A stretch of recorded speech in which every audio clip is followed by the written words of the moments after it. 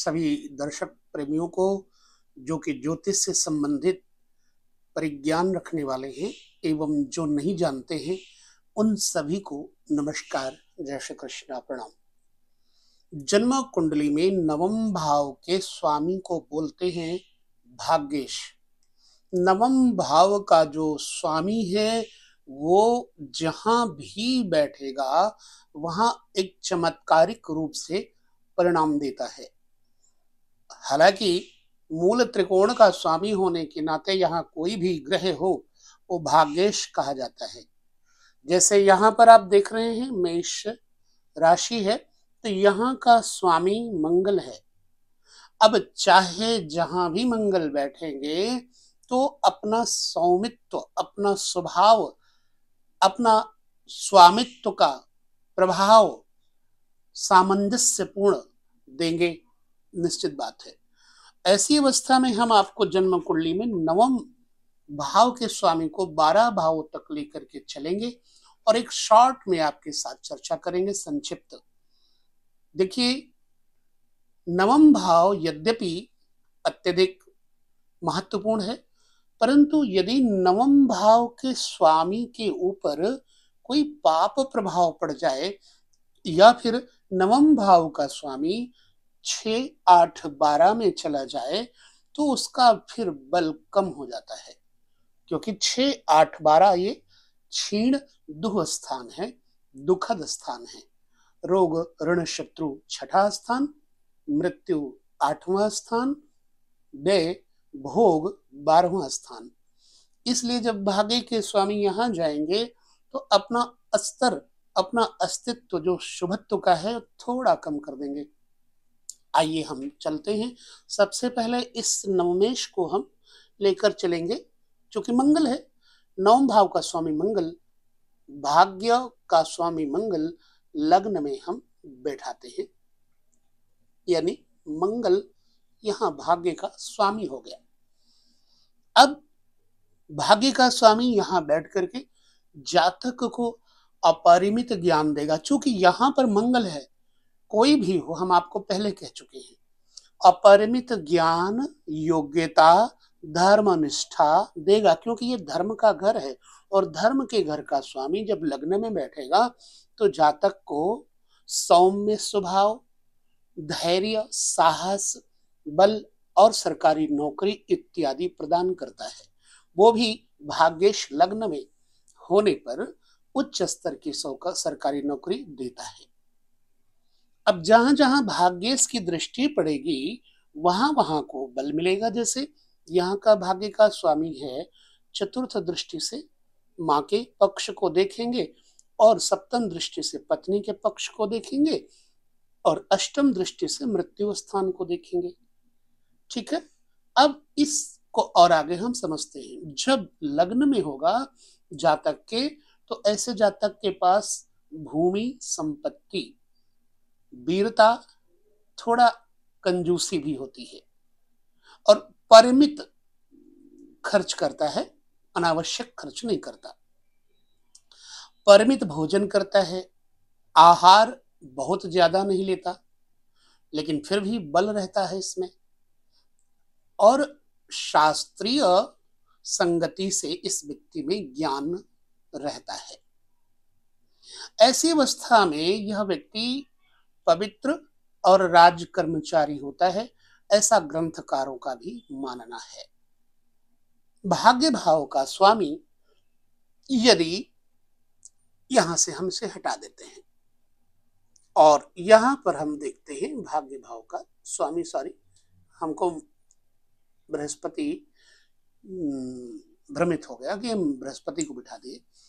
अभी मंगल आपको देखने के लिए सहजता से समझ में आ जाए, इसलिए मेरा प्रयास है। भाग्य भाव का स्वामी धन भाव में चला गया।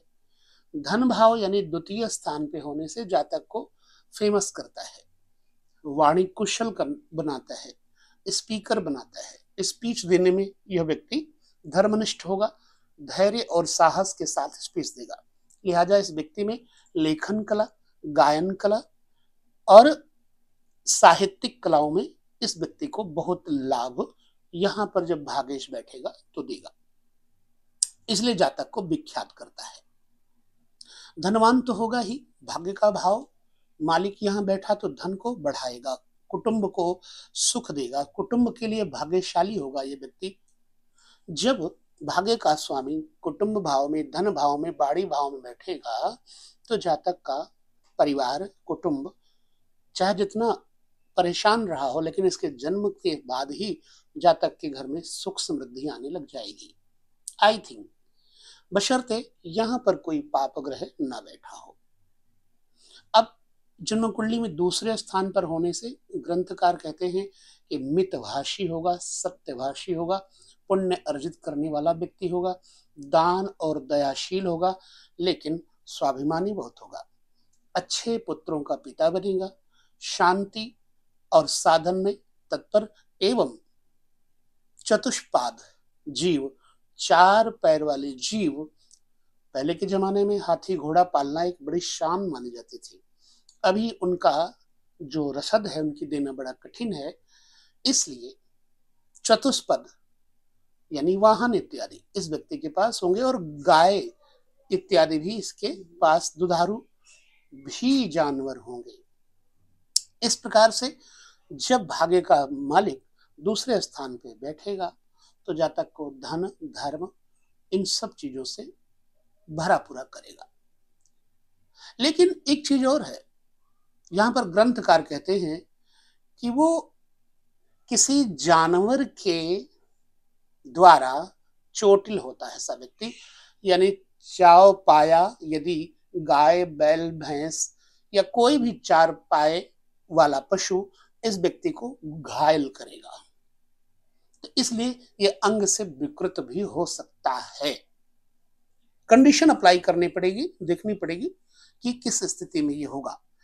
वह तब होगा जब कोई क्रूर पाप ग्रह होगा। तो वैसे ग्रंथकार कहते हैं चोट लगेगी, और कोई भी घटना तुरंत नहीं होती है, जीवन में भविष्य को आने में समय लगता है। आप सोचे कि अभी हमारे साथ ऐसा नहीं हुआ है। कई लोग प्रश्न करते हैं कि जो आपने बताया वो मेरे साथ कुछ नहीं हो रहा है, कई लोग कहते हैं। अब उनको ये देखना चाहिए कि हमारे बताने के अनुसार उस ग्रह को पाप ग्रह, शुभ ग्रह देखते हैं या नहीं, तब उसका निर्णय दृढ़ होगा। अच्छा, अब ये देखें हम इसको, मंगल को यहाँ भाग्य का स्वामी को तीसरे घर में बैठा करके इसका क्या प्रतिफल होगा, हम अपना मत बताएं।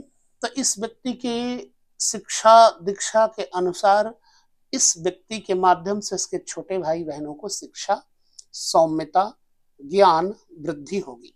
ये व्यक्ति धर्मनिष्ठ मित्रों का सहयोग लेगा, ना कि अधर्मी लोगों का, और ये जिसको समझाएगा तरीके से मार्गदर्शन देगा, गलत गाइड नहीं करेगा, आई थिंक।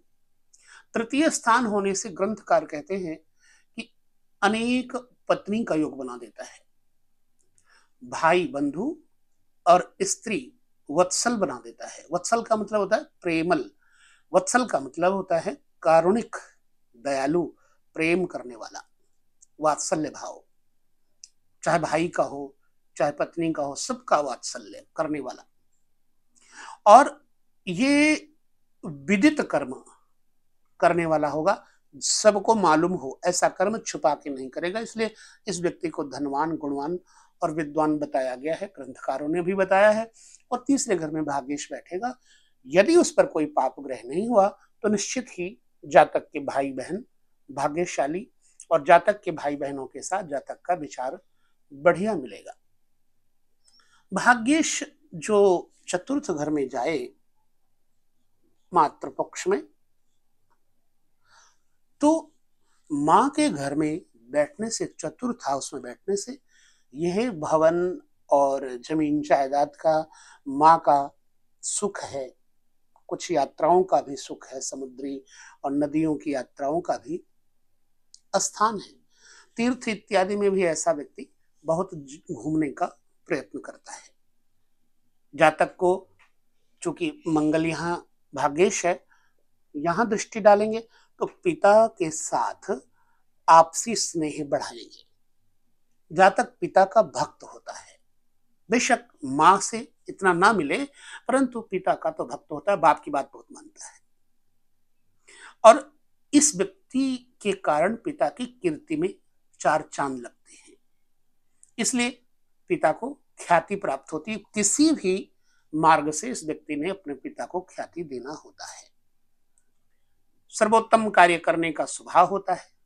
चतुर्थ स्थान में भूमि, संपत्ति, मकान, बढ़िया भवन देता है और अधिकारी स्तर पर भी ये व्यक्ति को पहुंचाता है। बंधु वर्ग का यहां पर बैठ करके जातक पूरा ध्यान रखता है, इसलिए उपकारी कहा जाता है अपने कुटुंबियों का। और इस व्यक्ति में देव पूजा, उपासना की परायणता रहेगी। तीर्थगामी, पहले ही मैंने कहा और ग्रंथ भी यही कहता, मंत्री और सेना आदि का कार्य करने वाला राजकीय व्यक्ति होता है, संपादित करता है। जब भाग्य भाव का स्वामी नवम स्थान पे आ जाए, यानी भाग्य से नवम स्थान, यहां से गिनती करेंगे तो नवम, और जन्म लग्न से गिनती करेंगे तो पंचम। पंचम भाव पुत्र, पेट और देव उपासना का प्रतिफल बताता है। पंचम भाव में अगर भाग्य का मालिक बैठेगा तो पुत्र का सुख देगा ना, विद्या का सुख देगा, और जातक के अंदर दान प्रवृत्ति भी देगा, दानी वृत्ति भी देगा। किसी ना किसी राज्य स्तर पर इस व्यक्ति को भाग्य का मालिक पहुंचाएगा।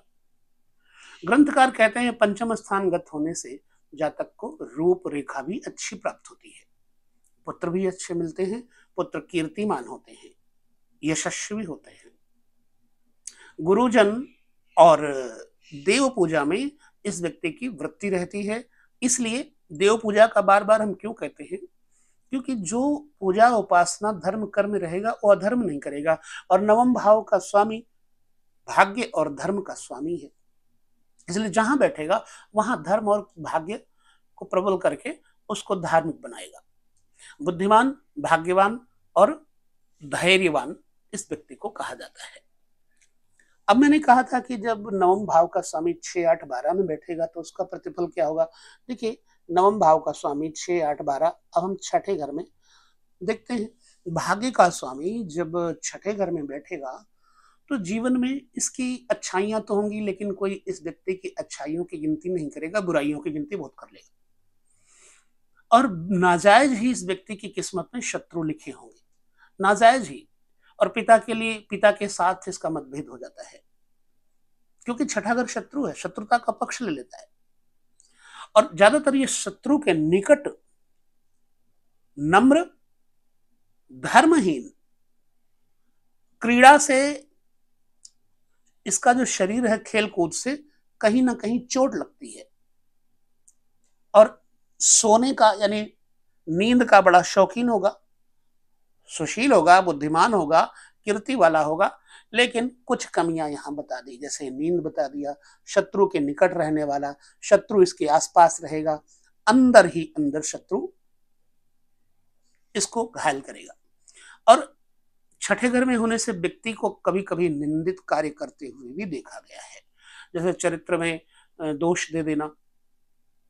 हालांकि छठे घर में मंगल बैठा हो और कहीं से भी शनि या द्वादशेश का बल मिलता हो तो ऐसे व्यक्ति को डॉक्टर और विशेष तौर से पुलिस डिपार्टमेंट में अच्छी पोस्टिंग पर जॉब मिलती है। ये मेरा विचार है। भाग्य का स्वामी जब सप्तम घर में बैठेंगे तो भाग्य का स्वामी सप्तम घर केंद्र में आकर के, एक त्रिकोण का स्वामी केंद्र में आकर के केंद्र को बल प्रदान करेंगे। जातक की पत्नी को सरकारी क्षेत्र में मुलाजिम बनाएंगे, जातक को स्वयं दीर्घायु बनाएंगे, जातक के अंदर सम्मान की बड़ी भावना होगी, सम्मान की बड़ी निष्ठा होगी, जातक जो बोलेगा वो अच्छा बोलेगा। ऐसी अवस्था में जातक कभी कभी थोड़ा पाखंड में निरत हो जाता है। जैसे चरित्र में सप्तम स्थान पर कोई भी ग्रह जाएगा, यदि खराब हुआ तो चरित्र में कलंक जरूर देगा। ये काजल की कोठरी ऐसी है जिसमें काजल की एक लीक लाग है सो लागी है, माया नगरी है। तो सप्तम स्थान पर ग्रंथकार का कहना क्या है, हम अपनी बात आपके साथ कर दिए हैं। ग्रंथकार कहते हैं कि सप्तम स्थानगत हो तो जातक को कि स्त्री सत्यभाषिणी होती है, उदार चरित्र होती है, रूपवान होती है और मृदुभाषिणी यानी मीठा बोलने वाली होती है, सुशील धर्म युक्त स्वभाव होता है और उसको श्रीमती लक्ष्मी वाली बुद्धि जिसमें हो उसको श्रीमती कहा जाता है। सौम्य स्वभाव का जो हो उसको श्रीमती कहा जाता है। हालांकि श्रीमती तो पत्नी के जो विवाहित स्त्रियां होती हैं उनके आगे लगता ही है, श्रीमती फलानी देवी, परंतु मति कहाँ अच्छी होती है, श्री युक्त तो नहीं होती है। प्रायः ऐसा हमने देखा है कि लोगों की श्रीमती निश्चित ही लोगों के साथ झगड़ा विवाद करती रहती है। तो यहां पर जब अगर नवमेश बैठेगा तो जातक की पत्नी को श्रीमती और जातक को बातचीत करने के लिए बड़ा युक्त बढ़िया निष्ठावान बनाएगा। अब हम एक चीज और करते हैं, अष्टम स्थान पर देखते हैं। यहां मैं आपको एक बात बता दूं, अष्टमेश के जो वीडियो पर मैंने चर्चा की थी, संभवतः हम बोले तो थे अष्टमेश के फलादेश पर, परंतु आई थिंक वो क्लिप मिस हो गई कहीं ना कहीं, लिहाजा अष्टमेश रह गया। तो हम कोशिश करते हैं कि विषय सूची बना करके कोई रह ना जाए। अब नवम भाव का स्वामी यह भाग्य का द्वादश स्थान है। जब भाग्य का स्वामी अष्टम यानी भाग्य से द्वादश जाएगा तो व्यक्ति को अत्यधिक व्ययशाली बना देगा, व्ययशील बना देगा, कलंकित बना देगा। उसके किए कराए पर सब मिट्टी पड़ जाती है। अच्छा किया, एक बुराई कर दी, पूरी जिंदगी उसको ताने मिलते रहते हैं। अष्टम स्थानगत होने से जातक जीव हिंसक भी बनता है, यानी कि मांसाहार इत्यादि के कारण जीव हिंसक बन सकता है और घर एवं भाई बंधुओं से रहित बताया गया है। दुष्ट और स्वभाव में क्रूरता आ जाती है। यदि अष्टमेश नवमेश को और शुभ ग्रह देखते हो तो ये स्थिति नहीं बनेगी, परंतु फिर भी जीवन में एक ऐसा अवसर जरूर आता है कि इस व्यक्ति को, मैंने पहले कहा है कि किए कराए पर मिथ्या आरोप लगा करके लोग इसकी मिट्टी खराब कर देंगे। यदि पाप ग्रह है नवमेश भाग्येश तो जातक को नपुंसक भी बनाता है, यानी रति क्रिया में उसकी शक्ति नष्ट हो जाती है, स्त्री के योग्य वह भोग योग्य नहीं होता, ऐसा ग्रंथकार कहते हैं। तो मैंने आपको बताया, यदि आपके जीवन में ऐसा नहीं है तो ईश्वर करे ना हो, परंतु यदि ऐसी कंडीशन है तो इसका उपचार करें। आगे आने वाले कुछ वीडियोस में हम आपके साथ कुछ और बड़े अच्छे सूत्र देंगे। यदि आप बराबर चैनल पर बने रहेंगे तो आपको सारे सूत्र मालूम होंगे। भाग्य भाव का स्वामी भाग्य स्थान पर ही हो अगर, तो जातक के लिए एक अच्छी खबर है, एक अच्छा स्तर है। विद्या धर्म और कर्म तथा पिता के लिए श्रेष्ठ होगा, पिता को यश कीर्ति तो देगा ही देगा। नवम स्थानगत होने से भाग्य का स्वामी स्वयं नवम में बैठा हो तो ऐसा व्यक्ति भाई बंधुओं से स्नेह रखता है और उनके शुभ कर्म करने के लिए, उनके अच्छे करने के लिए सदैव प्रयत्नशील रहता है। इसके अंदर बल भी होता है, शारीरिक बल, बुद्धि का बल, और यह व्यक्ति दान करने में भी, किसी को कुछ देने में भी दान के नाम से नहीं, दयालु होने के नाते किसी की सहायता करने में पीछे नहीं रहता। देव गुरु इनका भक्त होगा यह व्यक्ति। और सदैव, अब हम यहां पर ये देखेंगे कलत्र, जो सप्तम स्थान उससे ठीक तृतीय स्थान छोटे भाई बहनों का होता है पत्नी के, तो वहां से भी इसको लाभ होगा। छोटे भाई बहन जो साले साली होंगे इसके, वो भी इसको प्रेम करेंगे। इस व्यक्ति को विवाद में कोई रुचि नहीं होगी, झगड़ा नहीं करता जल्दी। अपने स्वजन बंधु बांधवों से इसका स्नेह दिन पर दिन रहता है, सबका भला चाहता है। देखने में ये व्यक्ति सुंदर होता है और धन धान्य से युक्त होता है, बशर्ते पाप ग्रह और पाप दृष्टि ना हो तो। जब भाग्य भाव का स्वामी कर्म में जाएगा, द्वितीय स्थान पर जाएगा, भाग्य का धन कर्म है, भाग्य का धन कर्म है, अर्थात ये कर्मशील व्यक्ति व्यापार करेगा तो कड़वा नहीं बोलेगा, इसमें यह क्वालिटी जरूर होती है। और ऐसा व्यक्ति पिता के लिए बड़ा श्रेयस्कर होता है। ऐसा व्यक्ति बातचीत का धनी, जो कहेगा वो करेगा।